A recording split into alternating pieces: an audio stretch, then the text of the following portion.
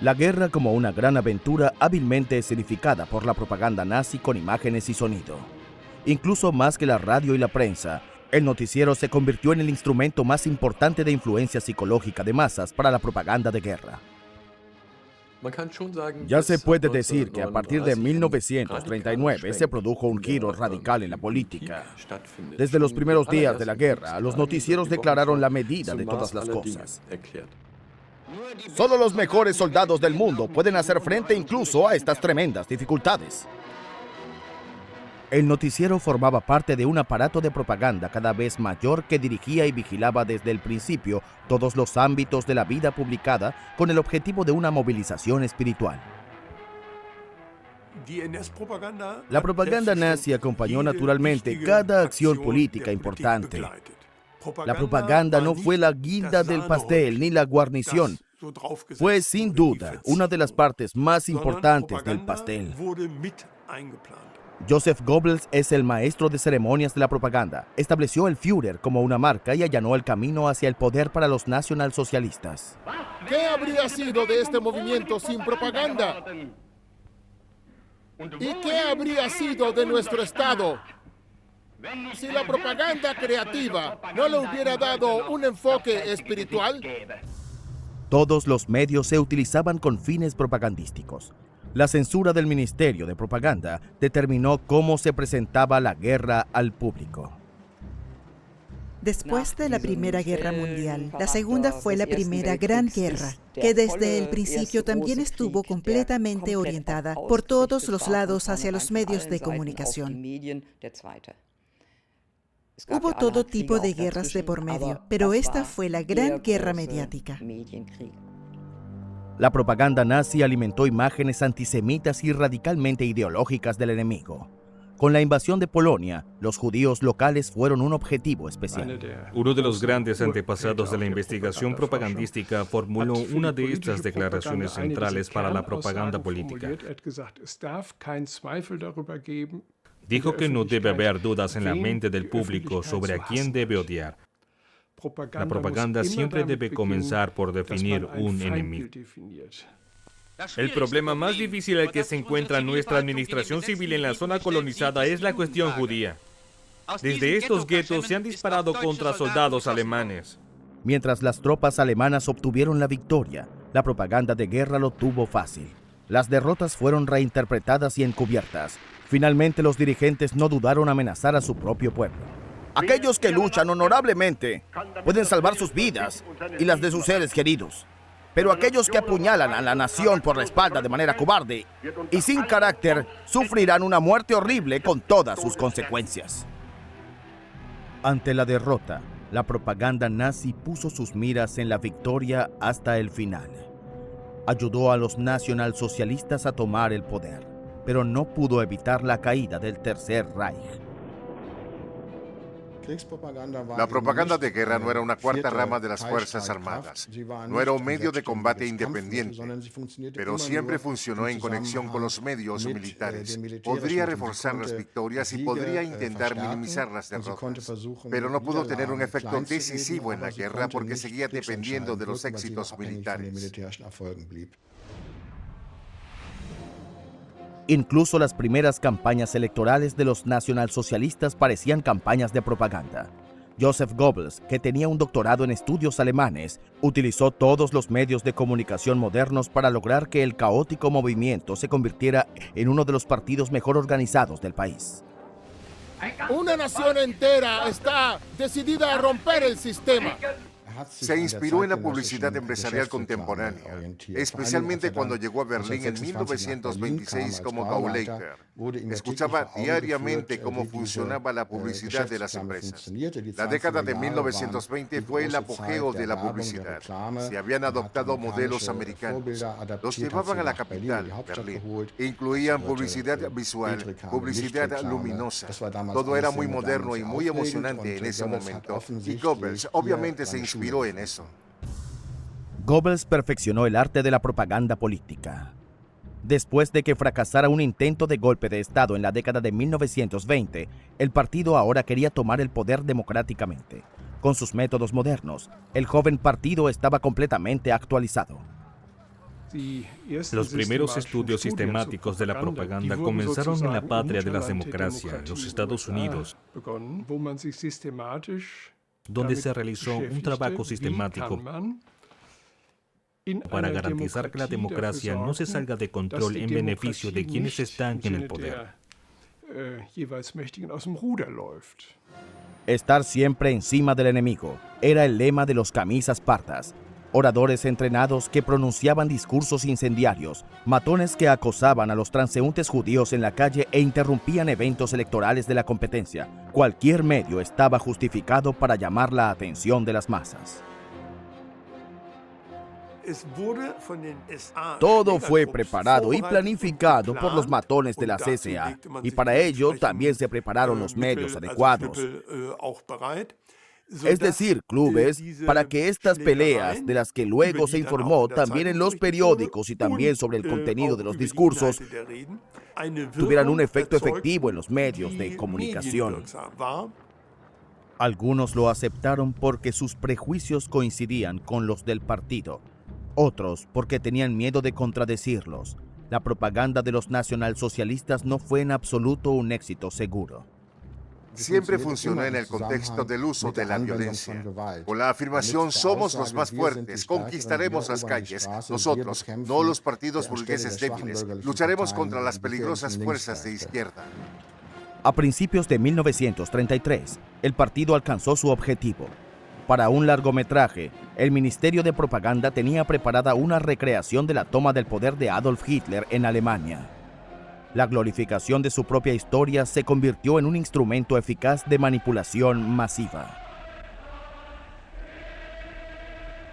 La propaganda debe infiltrarse en el ámbito emocional, de modo que todo lo que impregna las emociones y bloquea el pensamiento,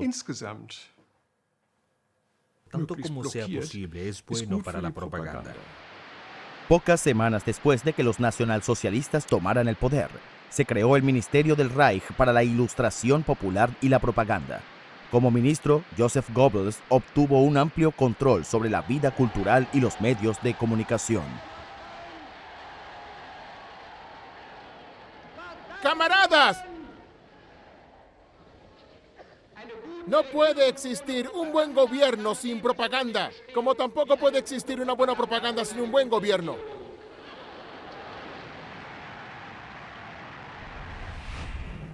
Hitler no reconoció las restricciones militares del Tratado de Versalles.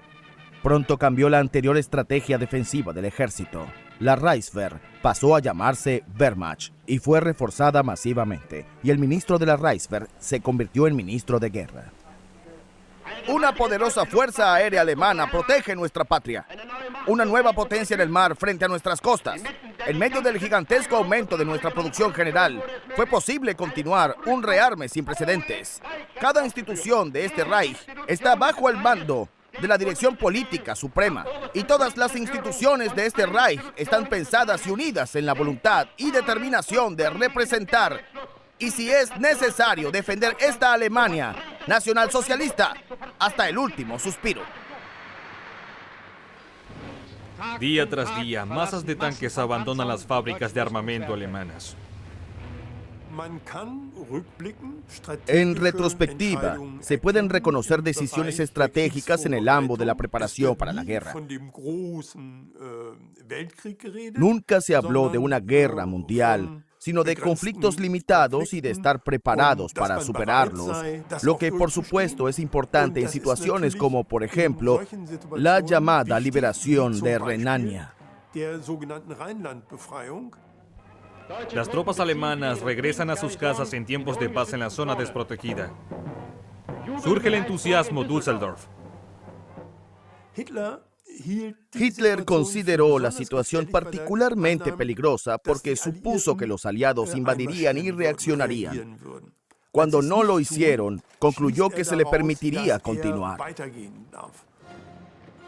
Los líderes nazis como Hermann Göring hicieron todo lo posible con fines propagandísticos para sugerir a la nación que ahora existe pleno apoyo a Hitler. Adolf Hitler, nuestro amado líder, cumplió con el legado de los 2 millones que dieron sus vidas por Alemania. Alemania ha vuelto a ser una vez más un pueblo inseparable, unido en las dificultades y el sufrimiento, en la felicidad y la alegría. Es el comienzo de una incursión despiadada por Europa. Ahora se está preparando abiertamente a la nación para una nueva guerra. Hasta 1938, Hitler siempre había dado la impresión de que seguía una política de paz. Esto cambió radicalmente a principios de 1939. Ahora se modificó la propaganda para que la población supiera que una guerra era inminente y que incluso las expresiones y el escepticismo sobre una guerra, que antes podrían haber sido tolerados, ahora también serían perseguidos por el régimen.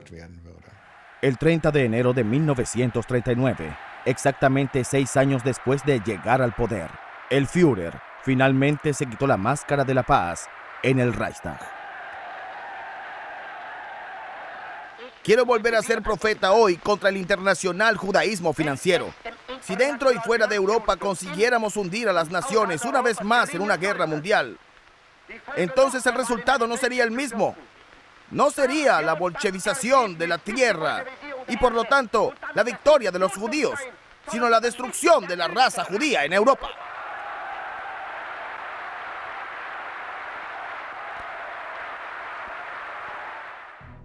Con su juramento personal al Führer, incluso los soldados críticos con Hitler se sienten obligados al régimen y a partir de 1939 a ir a la guerra por el Führer y la patria. Una mentira proporcionó la razón necesaria para el ataque largamente planeado.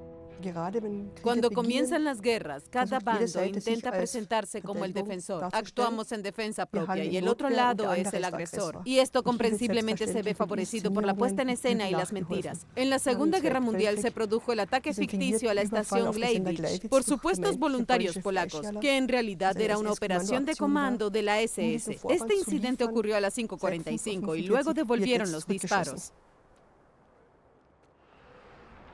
Esta noche, por primera vez, Polonia disparó contra nuestro propio territorio, así como contra soldados.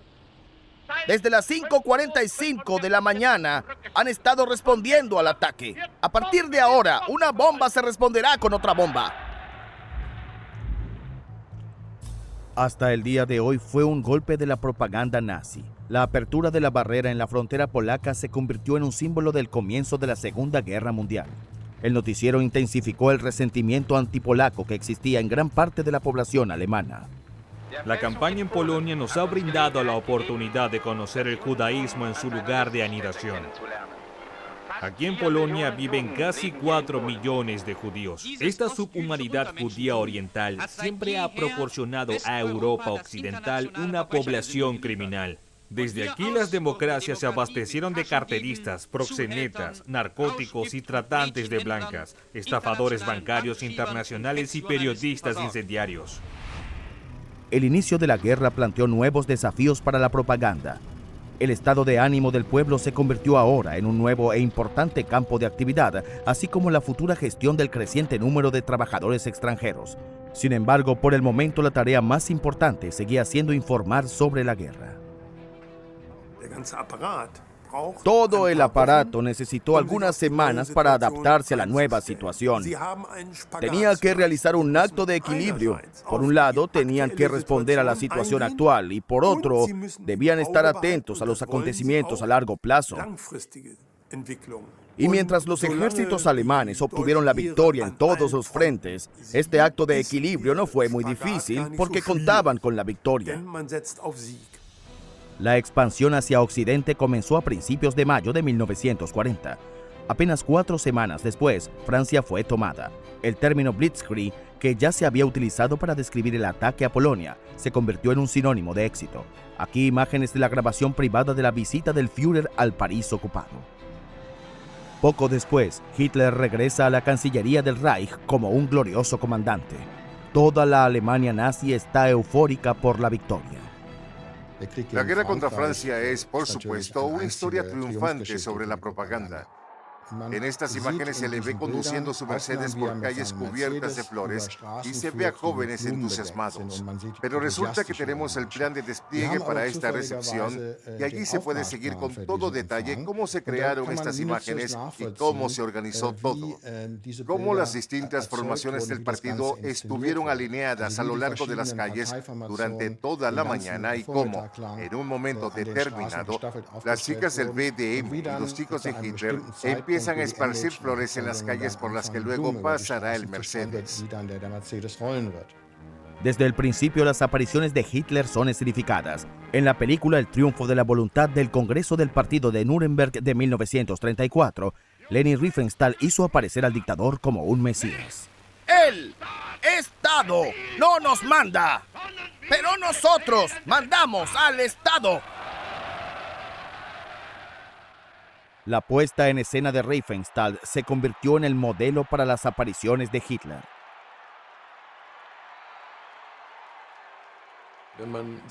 Si nos fijamos en cómo el noticiero muestra la entrada de Adolf Hitler en Danzig y más tarde en Varsovia, es igual a la película de Riefenstahl.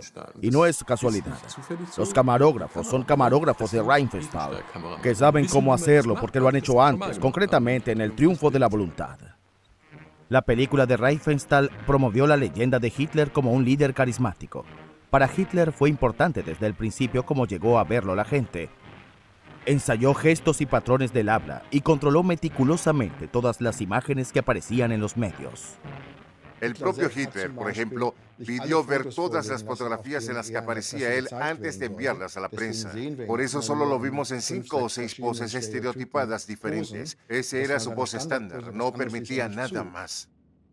Películas caseras como esta solo se hicieron públicas después de la guerra. El fotógrafo de Múnich, Heinrich Hoffmann, moldeó la imagen pública de Hitler con sus retratos del Führer y contribuyó así decisivamente a su ascenso al poder. Era el fotógrafo personal de Hitler. También fue un empresario de medios de enorme éxito en las décadas de 1920 y 1930. La imagen de Hitler, la imagen nacionalsocialista, sería completamente inimaginable sin sus fotografías. Después de la guerra, el fotógrafo personal tuvo que ser juzgado.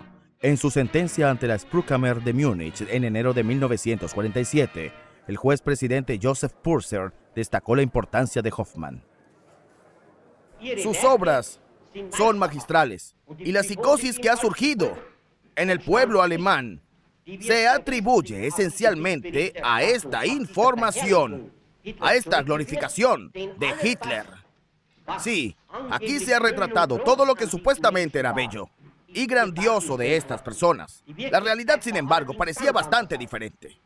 Y su editorial jugó un papel importante en este engaño al pueblo. Él lo rebatió con que solo tomaba fotografías. Eso es algo que es cierto. Por supuesto, pero tomar fotografías también significaba apoyar a este régimen en fotografías. Defenderlo, presentarlo ante la opinión pública. Que yo sepa, no ha habido ningún otro juicio en el que se haya procesado a fotógrafos. Y eso también ha contribuido al hecho de que la mayoría de los fotógrafos de tiempos de guerra hicieron una transmisión bastante fluida al mundo mediático de la postguerra.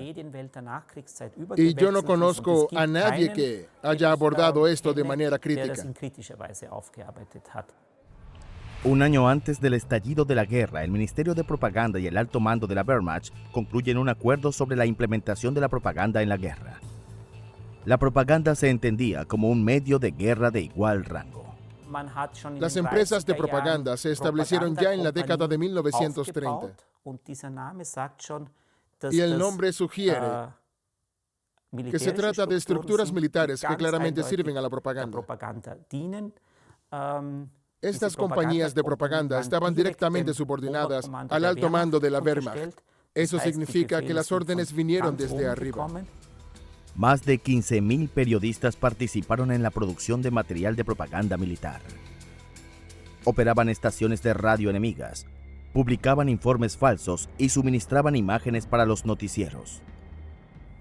La participación era codiciada, pero también peligrosa. Ser fotógrafo en primera línea era codiciado por ser miembro de la empresa de propaganda. Uno estaba integrado en las unidades militares, se disfrutaba de privilegios, pero el peligro de morir era mucho mayor. Porque, y esto es quizás lo más importante, la puesta en escena de la guerra cambió fundamentalmente. En la Primera Guerra Mundial, en realidad, tuvimos una guerra que se había recreado detrás de las líneas. Durante la Segunda Guerra Mundial, se tomaban fotografías en el frente. Las películas pretendían atraer al espectador directamente a la acción y transmitir la impresión de ser testigo presencial y de autenticidad. Aquí los aviones de combates alemanes atacan a las columnas soviéticas. Desde que tomaron el poder en 1933, el pueblo alemán había prestado juramento como sucesor de los héroes de la Primera Guerra Mundial y de las víctimas del golpe de Estado de 1923. Incluso en los primeros años de guerra, el mito heroico fue recibido generalmente con una gran disposición a creer. Como exsoldado de la Gran Guerra, solo tengo una humilde petición que hacer a la Providencia. Que ella nos conceda a todos la gracia. Cerrar el último capítulo de la gran lucha de las naciones en honor de nuestro pueblo alemán. Entonces, los espíritus de los camaradas caídos se levantarán de sus tumbas y agradecerán a todos aquellos que con su coraje y lealtad ahora reparan lo que una sola hora de debilidad pecó contra ellos y nuestro pueblo. El Día del Recuerdo de los Héroes, introducido en 1934, reemplazó el Día Nacional de Luto y se convirtió en una de las fiestas más importantes del régimen nazi. El mito del soldado de primera línea de la Primera Guerra Mundial se alimentó, por supuesto, durante el periodo de Weimar. A efectos propagandísticos, el soldado de primera línea siempre fue el héroe. El héroe tampoco muere. El héroe está físicamente muerto. Pero cuando lo celebramos, lo revivimos. Está presente en la comunidad nacional. La propaganda nazi convirtió al comandante en jefe de la campaña africana, Erwin Rommel, en el prototipo del héroe. El líder de la batalla más frecuentemente filmado del Führer se convirtió en una especie de estrella mediática en la era de los noticieros. El mariscal Rommel informó al Führer y recibió de él el bastón de mando. Rommel añadió hábilmente el glamour que faltaba a lo que en realidad era un teatro de guerra menor en África. Para comenzar, organizó un desfile militar en Trípoli.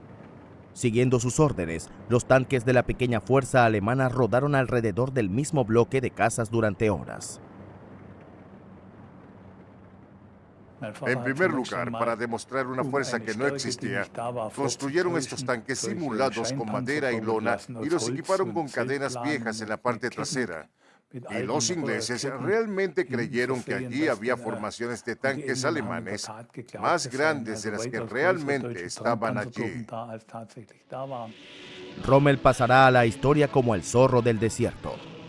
El ministro de propaganda envió periodistas al desierto para mostrar a Rommel bajo la luz adecuada. El frente británico está protegido por fuertes del desierto de última generación, fortificaciones de campo y campos minados. El mariscal Rommel ha tomado la decisión de lanzar un ataque sorpresa contra el 8º ejército británico. Como siempre, está justo al lado de las tropas de combate. Para el noticiero, a Rommel se le permitió desplegar divisiones que nunca tuvo a su disposición. El público del cine, cansado de la guerra, se alegró de verlo. En aquel momento era un regalo para el Ministerio de Propaganda del Reich. Era una forma de encubrir la situación en Rusia.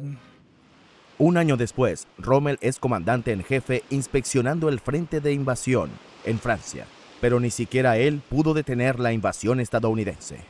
Con el nuevo armamento y los medios de combate que se han puesto en nuestras manos, podemos afrontar los acontecimientos venideros con la máxima tranquilidad. Y no debemos preocuparnos ni un segundo de si irá bien o mal. Seguro que irá bien. Rommel sospechaba desde hacía tiempo que la guerra estaba perdida. Aunque el antiguo general favorito de Hitler seguía siendo celebrado en eventos propagandísticos, su relación con el Führer se estaba volviendo más crítica.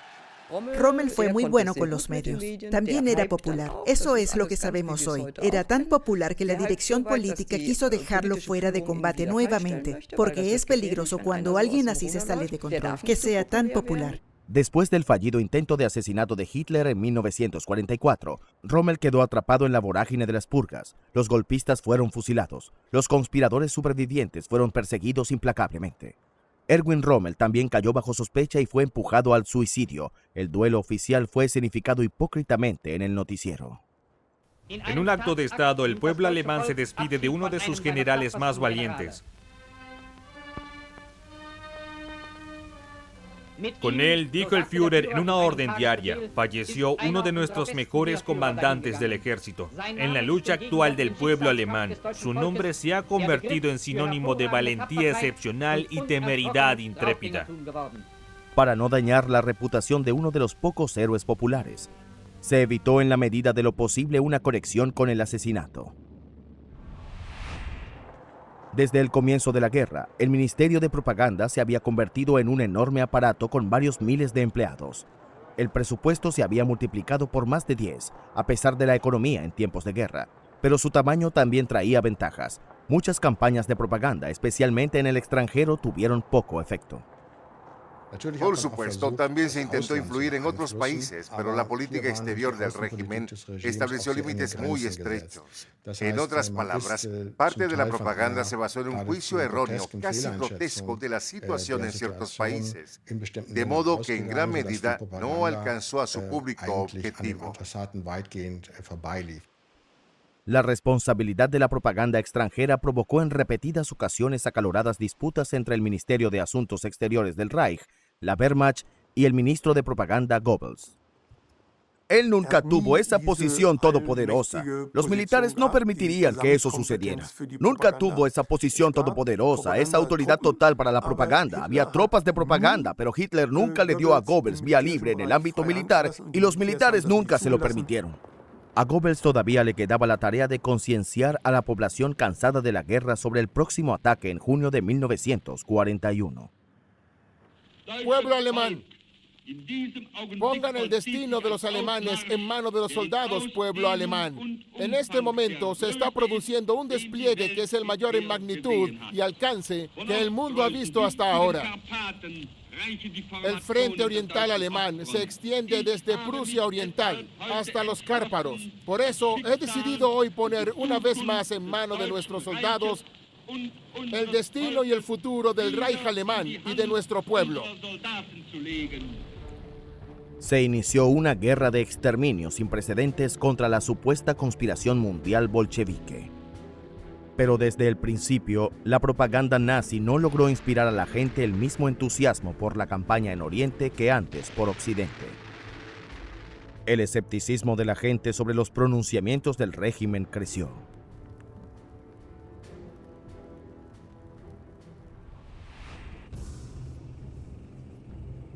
Berlín sufrió la mayor cantidad de ataques aéreos durante la Segunda Guerra Mundial.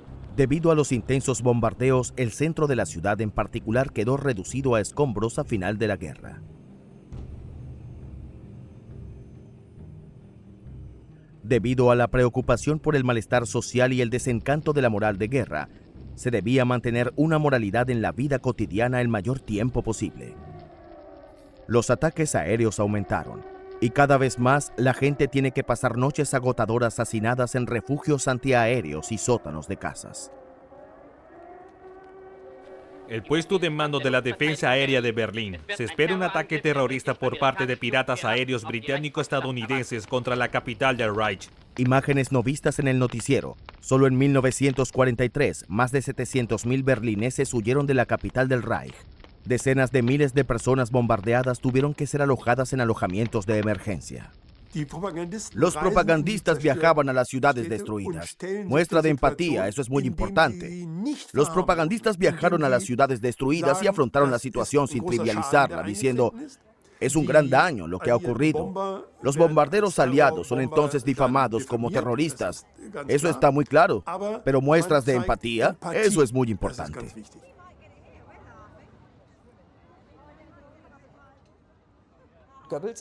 En la segunda mitad de la guerra, Goebbels, como Gauleiter de Berlín, reconoció muy bien que era inútil decir constantemente: todo está bien y venceremos. Pero hay que resolver los problemas que la guerra trae para el pueblo. Como Gauleiter de Berlín, por ejemplo, era responsable de alimentar a la población. Y si durante meses no había fruta fresca, era culpa suya. Por eso tenía que intentar satisfacer materialmente a la población. Un guardia antiaéreo informa al ministro.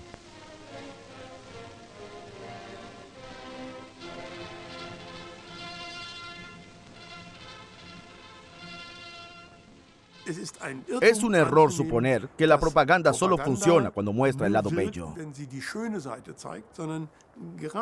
sino más bien cuando reconoce la realidad. La proporción de personas informadas correctamente debe ser lo suficientemente grande como para que el resto que ignora la realidad también sea aceptado.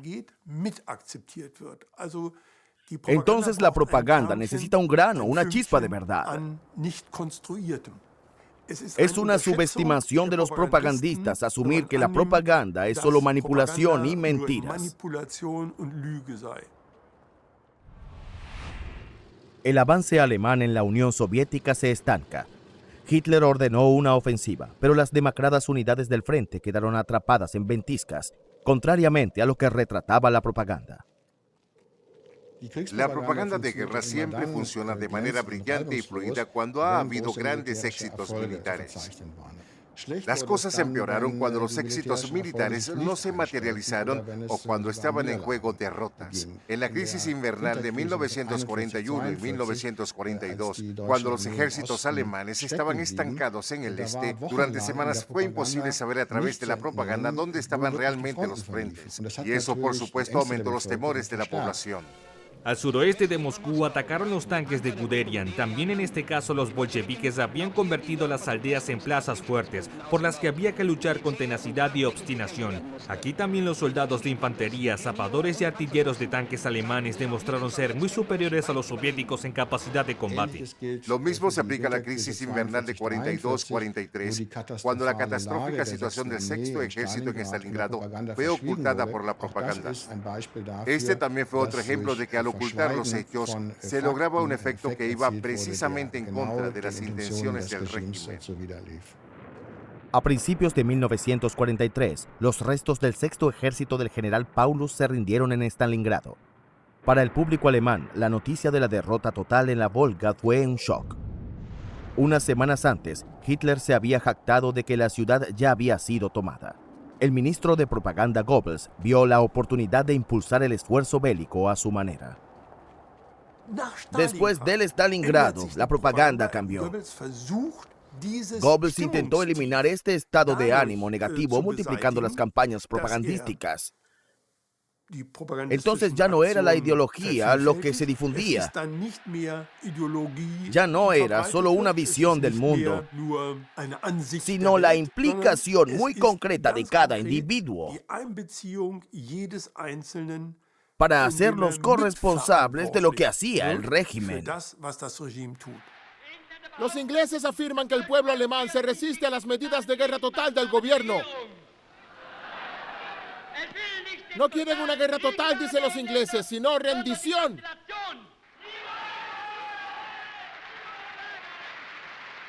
¿Quieren una guerra total?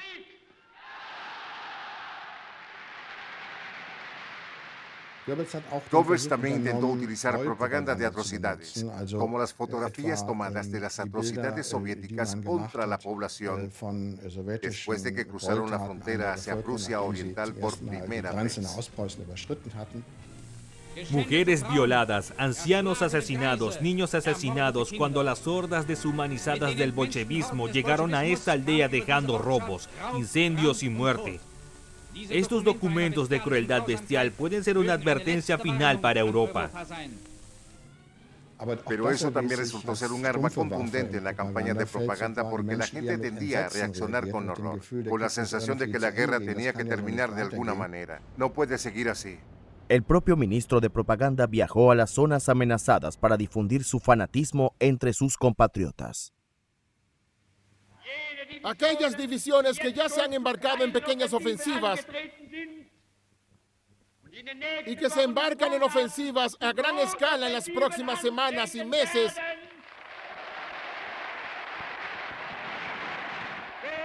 entrarán en esta batalla como si fuera un deber religioso. Y cuando se pongan los rifles al hombro y monten sus vehículos blindados, solo tendrán ante sus ojos a los niños asesinados y a las mujeres violadas, y un grito de venganza surgirá de sus gargantas ante el cual el enemigo palidecerá.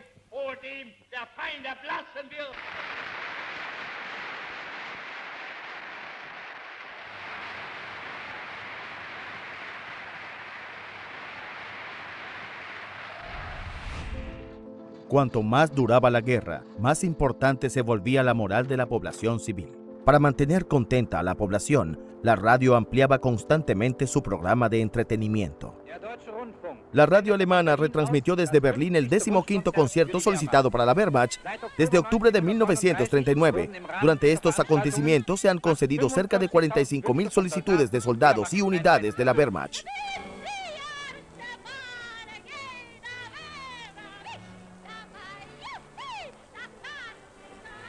Desde 1940, todas las emisoras del Reich emitían un programa estándar. Después de la derrota en Stalingrado, Goebbels hizo aumentar la proporción de programas de entretenimiento a más del 80% de la programación.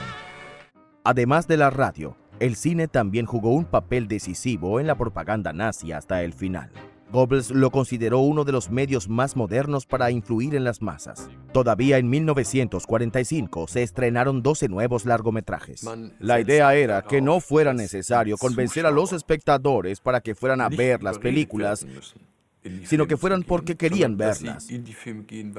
Goebbels quiso desde el principio que el cine alemán siguiera siendo atractivo, tanto a nivel nacional como internacional. El ministro de propaganda Goebbels incluso aceptó para este fin contenidos impopulares.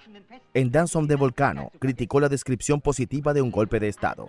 Der Alten Fritz, por el contrario, se consideró menos propagandístico e incluso se mostró después del 45. Con el inicio de la guerra, las pautas cinematográficas cambiaron. Se exigieron y produjeron películas antibritánicas. Se exigieron y produjeron películas antisemitas. Se produjeron películas antipolacas y antisoviéticas a una escala que hubiera sido sencillamente impensable antes de 1939. Un fragmento de la película propagandística El Eterno Judío, que debía preparar a los alemanes para la planeada solución final a la cuestión judía. Son engañosos, cobardes y crueles y suelen aparecer en gran número. Representan entre los animales el elemento de insidiosa destrucción subterránea, no muy diferente de los judíos entre los humanos. Si bien las escuelas y los teatros cerraron desde hace mucho tiempo, el negocio del cine se mantuvo hasta el final de la guerra a pesar de las condiciones difíciles. A principios de 1945 se proyectó en la pantalla grande uno de los proyectos favoritos de Goebbels. Se suponía que la película Kolberg fortalecería la moral de lucha de la población. Con el guión, los alemanes deben resistir el asedio enemigo.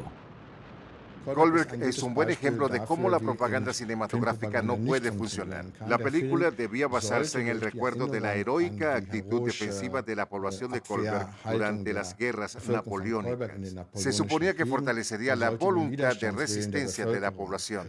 Pero cuando terminó la película, Kolberg ya había sido invadido por el Ejército Rojo. Y eso no salvó la voluntad de resistir en 1945. Ethelbeck, ¿cuánto tiempo podremos resistir? Si es necesario, bastante tiempo, señor comandante. Pueden quemar nuestras casas, pero no nuestra tierra. Cuando las tropas polacas conquistaron la ciudad de Kolberg, la película quedó ahogada por las risas del público en los cines berlineses. Mientras que las proyecciones de la película de cuento de hadas Munchausen se agotaron en una asediada capital, la película más cara y lujosa de la era nazi resultó un fracaso. Cuando la ciudad de Kolberg se rindió, el público no se enteró a petición del ministro de propaganda. En el noticiero, la vida en el Berlín bombardeado todavía era soportable. El Ejército Rojo estaba a 90 kilómetros de los límites de la ciudad. La propaganda nazi intentó preparar al pueblo para lo peor con lemas de resistir. Ni siquiera el terror aéreo puede sacudir a la gente en su fe. Cuanto mayor es la necesidad, más dura es su voluntad. Están decididos a defender su ciudad contra el enemigo con el mayor fanatismo. La Volkssturm de Berlín está reunida y trabaja incansablemente para poner a la capital del Reich en estado de defensa. Hombres, mujeres y jóvenes saben que su ciudad natal se enfrenta a una amenaza mortal. Con desafío y fanatismo están dispuestos a proteger cada calle y cada casa como su posesión más sagrada. La población, como sugieren las imágenes del Ministerio de Propaganda, apoyaba firmemente al Führer. Creo que hoy todavía tenemos ante nosotros la imagen de que el bombardeo aliado de las ciudades alemanas no provocó el colapso de la moral de la población. Y creo que esta imagen estuvo muy influenciada por la propaganda de Goebbels. Y hay que tener mucho cuidado de no sacar conclusiones trascendentales sobre la actitud real de la población a partir de estas imágenes de personas vitoreando. Pero no todo lo que ofrecieron las compañías de propaganda fue lo suficientemente creíble como para llegar a las salas de cine. Bueno, camaradas, habéis construido aquí una magnífica mansión. ¿Sí puedes decir eso? ¿De dónde eres? Berlín, Charlottenburg. Sí. ¿Sabe tu esposa que estás aquí? Todavía no lo sabe, pero se ha ido ya de casa. Ahora está en Lübeck. Entonces a ver si te puede ver aquí. Sí, espero que me vea aquí. ¿Ves? Todavía tu marido está bien. ¿Crees que los rusos te dejarán en paz? Todo va muy bien. ¿Lo dices en serio? Tiemblan más que nosotros. Después de todo, las imágenes de los soldados relajados no se mostrarán públicamente. En caso de derrota, Hitler tenía una explicación cínica. El pueblo alemán simplemente no tenía los medios internos que se habían atribuido. Declaró ante una reunión de Gauleiters. Poco después, la propaganda nazi retrató al dictador una vez más como un comandante esperanzado. Fue su última aparición pública. En su cuartel general, el Führer recibe al líder de las juventudes hitlerianas, Axmann, con una delegación de 20 juventudes hitlerianas que han demostrado su valía en la defensa de su patria y han sido condecorados con la Cruz de Hierro por sus esfuerzos. Todavía tendemos a tomar al pie de la letra estas imágenes de los grandes éxitos propagandísticos de los nacionalsocialistas y no vemos la puesta en escena detrás. Es material que fue creado o clasificado en el Ministerio de Propaganda. Es el intento de Goebbels de demostrar que he sido el propagandista de mayor éxito en toda la historia del mundo. Aquí está la evidencia. La imagen del fin del Tercer Reich ya no estaba determinada por la propaganda de Goebbels, sino por las fotografías tomadas por los camarógrafos soviéticos. El asalto a Berlín ya no era adecuado para imágenes de júbilo. Poco antes de que la muerte de Hitler en el Führerbunker marcara el fin del régimen, Joseph Goebbels pronunció un último discurso por radio. Defensores de Berlín, los ojos de sus esposas, de sus madres y de sus hijos. Nuestro objetivo es la libertad de nuestro pueblo y un imperio de justicia social y un futuro feliz. Aguantar hasta la victoria final fue la consigna de Joseph Goebbels, que fue uno de los últimos en creerse su propia propaganda. Los propios propagandistas en jefe, que inventaron la idea de que un sistema de propaganda totalmente controlado era el mejor panorama mediático, tuvieron que darse cuenta después de que no funcionaba. Esto, entonces, es algo que cambió al menos un poco después de la Segunda Guerra Mundial. Ya no prevalecía la idea de que guiar por sí solo sería suficiente. Ahora se aplica la propaganda de los vencedores. Para la historia, el izamiento de la bandera soviética fue creado ante las cámaras.